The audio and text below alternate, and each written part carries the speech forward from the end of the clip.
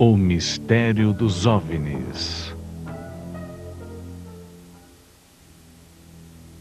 Estranhas luzes brincam de pega-pega no céu. O que serão? Uma sinistra massa de metal paira sobre o mar. O que será? Bolas de fogo iluminando a noite. Um repentino facho de luz sai de uma estranha nave. Objetos abandonam a atmosfera terrestre a incríveis velocidades. O que são eles? Poderiam extraterrestres ter visitado a Terra? Alguns autores sugerem uma origem extraterrena para os antigos desenhos no deserto de Nazca, no Peru. Eles só podem ser vistos completamente do ar. Será que esses desenhos pré-históricos em cavernas representam criaturas em trajes espaciais? Será que a geometria dos templos maias indica o caminho das estrelas? Seriam náufragos espaciais os escultores das estátuas que dominam a Ilha de Páscoa? Cientistas e céticos renegam essas teorias, mas elas permanecem firmes na imaginação do público. Na Idade Média, os moradores de Nuremberg viram estranhas luzes no céu. E a primeira fotografia de um OVNI, um objeto voador não identificado, foi tirada no México há mais de 100 anos. Mas foi durante a Segunda Guerra Mundial, quando tecnologias de todos os tipos começaram a avançar a passos largos, que os OVNIs passaram a ser vistos com mais frequência. Estaria o conflito sendo assistido por observadores espaciais? No dia 25 de fevereiro de 1942, os habitantes de Los Angeles ainda estavam se recobrando do choque sofrido com o ataque a Pearl Harbor. Preparavam-se as defesas contra uma possível invasão japonesa. Mas teria havido uma invasão extraterrestre na costa oeste? Essa foto retocada mostra holofotes ao redor de um estranho objeto aéreo sobre Culver City. O incidente foi comunicado ao chefe do Estado-Maior do Exército, General Marshall, que por sua vez informou ao presidente Roosevelt.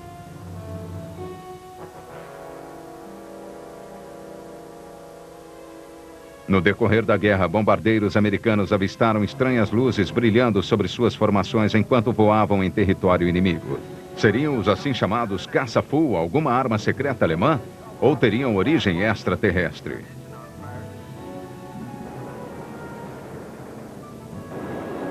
Uma nova e aterrorizante era surgiu em 1945 com os testes de armas nucleares e seu uso contra o Japão.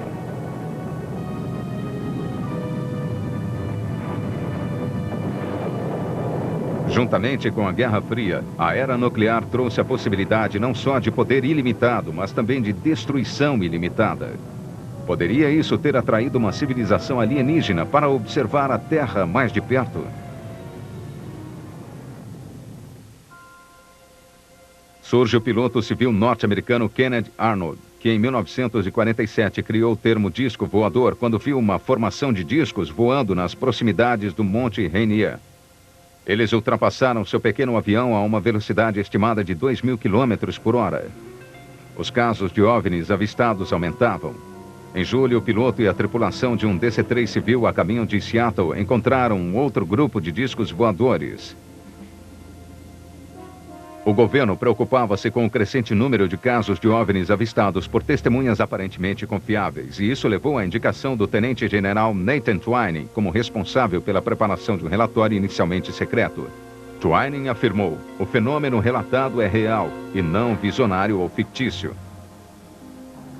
A sensação crescente de ameaça à segurança foi intensificada pela estranha morte do piloto de um Mustang norte-americano, Capitão Thomas Mantle, em janeiro de 1948. Mantle voava a baixa altitude perseguindo o que ele descreveu como um objeto colossal em forma de disco.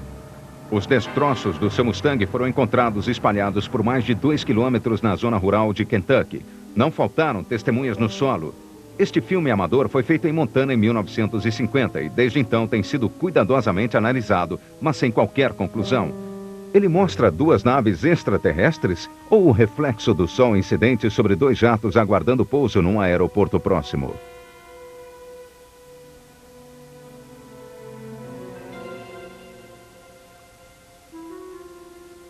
Em julho de 52, aconteceu o episódio chamado de Boston Flap, o maior susto causado por OVNIs na história dos Estados Unidos.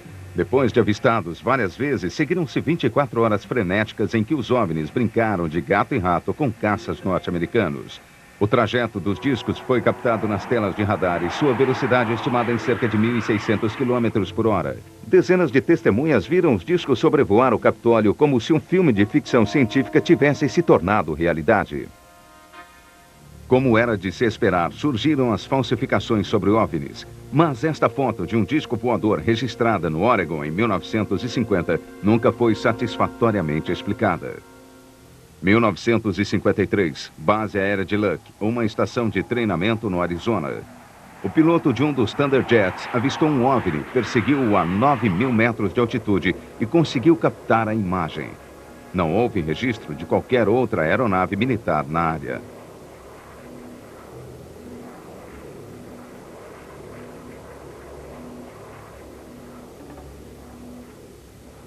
Em novembro daquele mesmo ano, outro piloto de caça norte-americano desapareceu enquanto perseguia um OVNI detectado por radar. Essas imagens foram arquivadas no projeto Blue Book, iniciado pelo Pentágono em 1951 para analisar as atividades dos OVNIs. O Blue Book eventualmente reuniu cerca de 12.600 casos antes de ser encerrado em 1969. Os registros podem hoje ser lidos no Arquivo Nacional em Washington. O projeto Blue Book era essencialmente um exercício de relações públicas. Os registros de um esquema muito mais secreto de informações nunca chegaram a público. A Unidade de Fenômenos Interplanetários do Exército Norte-Americano foi fundada em 1945 pelo general Douglas MacArthur. No início dos anos 50, pilotos da Real Força Aérea Inglesa também avistaram OVNIs, dessa vez durante um voo de treinamento sobre o sul da Inglaterra. Quando chegou a ficar acima de nós, parecia estar se movendo muito depressa, a uma velocidade fantástica. Tive a impressão, foi uma coisa fotográfica, de que era um objeto arredondado, um contorno realmente distinto, com a mesma luz intensa, ainda mais forte ao redor, ou em direção ao perímetro do círculo. Em 1958, a tripulação de uma embarcação naval brasileira que fazia pesquisas numa ilha do Atlântico viu esse estranho objeto. Um dos tripulantes, um bom fotógrafo, tirou essas fotos quando o objeto entrou e saiu da nuvem antes de disparar a grande velocidade.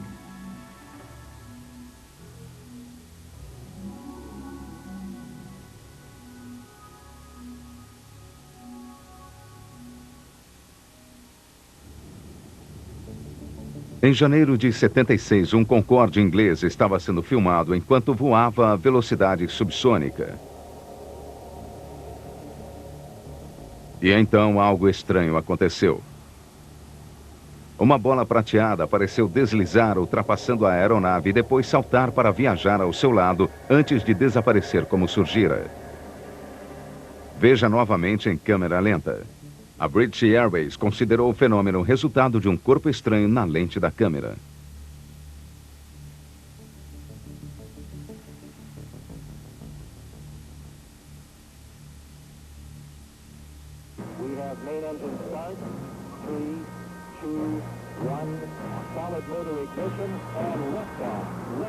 Os ônibus espaciais também fornecem sua cota de curiosidades extraterrestres.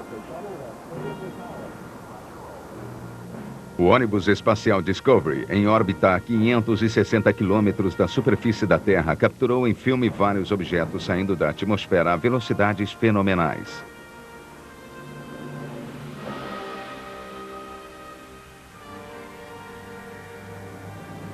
Em 1995, Ronald Reagan, que afirmou ter ele mesmo visto um OVNI de uma janela de avião, disse a Mikhail Gorbachev que agora, para os dois, seria mais fácil enfrentar uma repentina ameaça ao mundo, vinda de uma outra espécie, de um outro planeta fora do universo. Grandes Mistérios e Mitos, volta já. Prepare-se, Plus está de volta. Em novembro de 1975, o funcionário de uma madeireira no Arizona deparou-se com uma estranha nave pairando sobre uma clareira. Ela estava flutuando lá um pouco abaixo do topo das árvores e tinha cerca de 6 ou 8 metros de diâmetro. E pude ouvir que emitia um som. Era um tipo estranho de som mecânico e eu fiquei meio que lutando com a ideia de estar tão perto daquela coisa. Pensei que ela fosse se afastar e eu corri até que... Porque pensei, você sabe que essa seria a minha última chance de ver essa coisa tão de perto. Mas eu decidi que era melhor eu dar o fora dali. E quando eu me levantei e me virei, senti um choque que me amorteceu e eu desmaiei. Walton afirma que voltou a ser o interior da nave onde extraterrestres humanoides o usaram em experimentos médicos. Mais tarde, ele submeteu-se a 2 testes com detetores de mentira para avaliar a veracidade do seu relato. Mas os resultados foram inconclusivos. Seria Walton um mentiroso ou teria alguma experiência traumática provocado uma falsa recordação de sequestro por extraterrestres em seu cérebro? Numa noite de novembro de 76, a Sra. Bowes e o Sr. Pratt dirigiam de volta para casa vindo de Winchester, no sul da Inglaterra.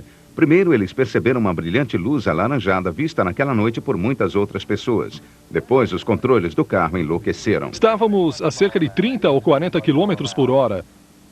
Depois de cerca de 70 metros, o carro de repente enlouqueceu. Pulou para a direita, para fora da estrada, e o motor começou a acelerar. Atingimos a lateral de grama, que era bem larga, com cerca de 15 metros de largura. Foi então que vimos, como direi, um objeto com formato de charuto pairando à nossa frente. Dentro havia 3 seres. Sim, eles tinham uma espécie de carlinga, uma cabine que ficava na parte da frente do charuto. E estava iluminada, mas não brilhava. Era muito fácil de ver. Estava flutuando, tinha vapor ou gases saindo como jatos de gás.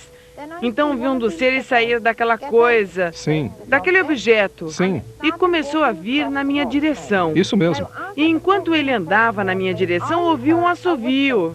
Que eu não ouvi. Como uma chaleira começando a apitar. Ele parecia estar vestindo uma roupa de polo, mas tinha uma espécie de gola olímpica. E tinha uma costura do lado direito. Ele caminhou e veio até a minha janela. Ele colocou o braço sobre o teto do carro e olhou para dentro. E era um homem alto, mais ou menos 1,80 m ou 1,90 m. Ele tinha olhos cor-de-rosa que eram muito penetrantes. Talvez o mais notório de todos os encontros com extraterrestres tenha ocorrido cerca de 30 anos antes, em julho de 47, no deserto do Novo México. O capataz de um rancho encontrou o que pareciam ser destroços de uma espaçonave. Os fragmentos de metal, aparentemente indestrutível, eram diferentes de qualquer material terrestre. O comando da base aérea de Roswell lacrou a área e um comunicado oficial anunciou que um disco voador havia sido encontrado. E então a Força Aérea voltou atrás, afirmando que havia encontrado apenas um balão meteorológico caído. Durante muitos anos circularam rumores de que Roswell era um dos 3 locais daquela região em que ocorreram acidentes, que de 2 deles, corpos de extraterrestres, haviam sido recuperados. Em 1995, esses rumores ganharam alguma substância com um filme de 8 mm divulgado mostrando autópsias de corpos de extraterrestres resgatados de um dos acidentes. Os céticos sustentam que o filme é um brilhante truque de efeitos especiais. Nosso Sol, com sua família de planetas, é apenas uma estrela comum numa galáxia comum. Somente na nossa galáxia, o número de estrelas chega a 1 milhão multiplicado por 1 milhão. Quando algumas dessas estrelas foram formadas, é possível que também tenham se formado planetas capazes de sustentar vida inteligente que venha nos visitar. Os OVNIs que podem estar transportando esses visitantes têm vários formatos, inclusive os perfis clássicos de nave-mãe em forma de charuto e de disco brilhante com luzes que piscam.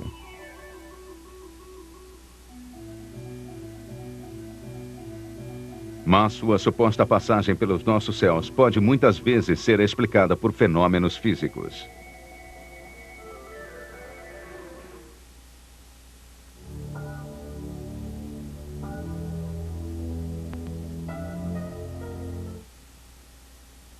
Este filme espetacular foi feito nas Montanhas Rochosas por um cinegrafista amador. Mais tarde foi comprovado que ele não mostra um OVNI, mas um meteoro, um pedaço de rocha do tamanho de um prédio de 3 andares.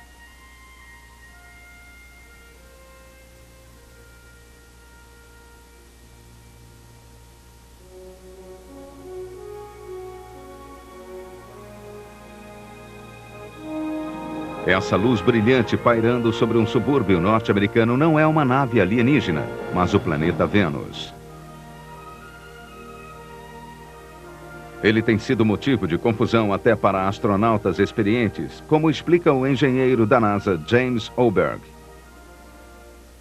Num de nossos voos espaciais, Michael Collins realizava atividades fora da nave e viu Vênus nascendo quando o Sol estava próximo da aurora e pensou que fosse o satélite alvo da missão. Ele perguntou ao controle se o satélite estava indo naquela direção. Mais tarde, verificaram que não era satélite, era Vênus. Houve até um caso antes do fenômeno dos OVNIs, de um maquinista que descarrilou o trem quando viu Vênus nascendo sobre os trilhos. Ele pensou que fosse outro trem vindo na sua direção, de forma que a percepção errônea de Vênus não quer dizer que as pessoas não estejam sóbrias, não sejam honestas, não enxerguem direito, mostra que são humanos. Uma engenhosa explicação para alguns dos fenômenos OVNI vem dos estudos feitos sobre as grandes fadigas ao longo das falhas geológicas. Em condições controladas, um pedaço de granito é comprimido até o ponto em que se parte.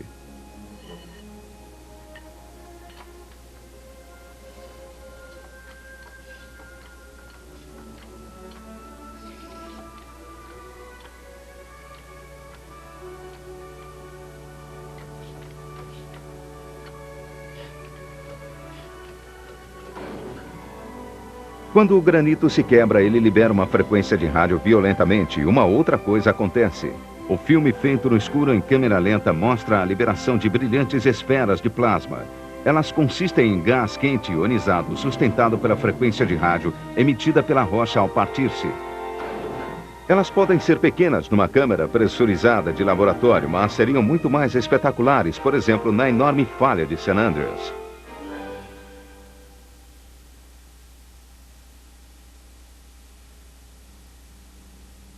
Balões meteorológicos já foram confundidos com OVNIs. A Força Aérea Norte-Americana tentou fazer crer que o material encontrado em Roswell provinha de um deles. Mas poderiam os destroços ser parte do projeto secreto Mogo, em que balões de grande altitude eram usados no sistema de alerta avançado dos Estados Unidos? Estranhas luzes no céu, mesmo que assustadoras, podem muitas vezes ter uma origem totalmente terrestre.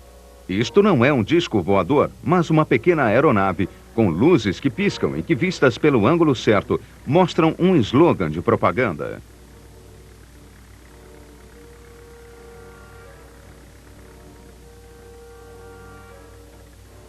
E este é um disco voador feito pelo homem, construído em 1950, uma experiência encantadora, mas que dificilmente chegará à Alfa do Centauro. Mas podem haver outras máquinas secretas confundidas com visões de OVNIs.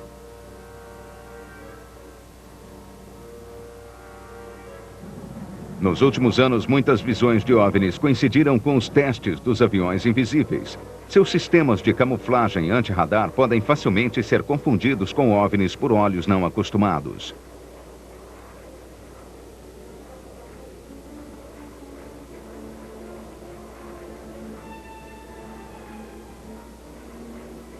A simples força da autossugestão pode estar por trás de muitas visões. Nos anos 70, na Inglaterra, houve comoção por causa da assim chamada coisa de Warmingham.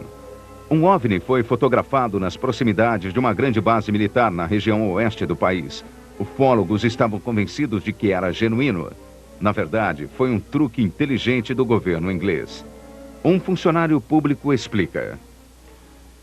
Deixamos o truque inexplicado durante 2 anos e meio para que pudéssemos monitorar as investigações feitas pelos ufólogos. Durante esse tempo, nós acompanhamos as suas publicações.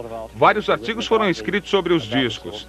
Várias pessoas tentaram analisar as fotos, mas o que era importante sobre as fotos é que elas tinham 5 falhas propositais.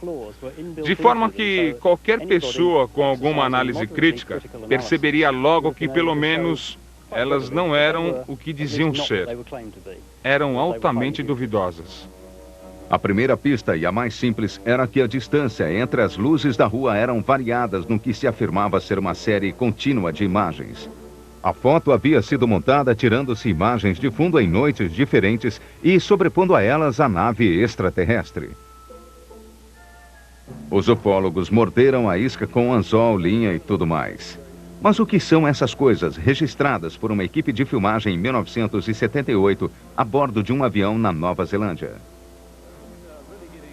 Muitos objetos foram filmados e jamais houve uma explicação convincente. Outros objetos voadores não identificados atrás de nós. E teremos apenas de esperar para ver o que acontece. Fossem o que fossem, pelo menos um dos OVNIs foi detectado por radar. Apesar de todas as explicações racionais, ainda existem mistérios nos céus noturnos.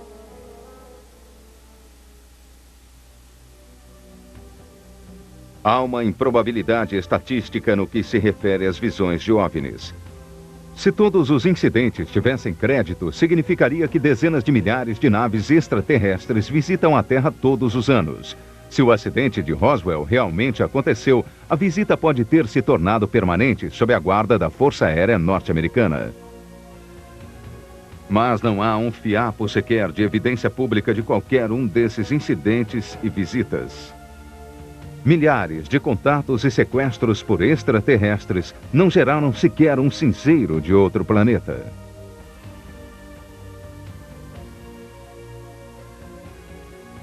Poderiam os OVNIs ser apenas uma projeção moderna dos demônios que assombraram a espécie humana nos tempos antigos? Será a ambiguidade que cerca suas aparições provocada pelos ocupantes dessas naves esquivas?